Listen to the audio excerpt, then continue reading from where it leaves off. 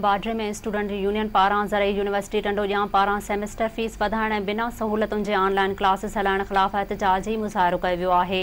Agriculture student union बाड्रे पारां ज़रई university टंडोॼां में इंतज़ामिया पारां सेमेस्टर फीस वधाइण ऐं बग़ैर सहूलतुनि जे ऑनलाइन क्लासिस हलाइण ख़िलाफ़ प्रेस क्लब अॻियां हथनि में प्ले कार्ड खणी एहतजाजी मुज़ाहिरो करे नारेबाज़ी कई वई। उन मौक़े ते अॻवाननि महताब हिस्पाणी, अब्दुल गफ़ार जुनेजो, सदाकत कलोड़ो, अली अकबर चन्ना, इनामुल्ला पंवर, इमरान सुमरो, नदीम मंगी ऐं ॿियनि चयो आहे त मुसलसल लॉकडाउन हुअण बावजूदु फीसूं वधाइण शागिर्दनि सां वॾी ज़्यादती आहे।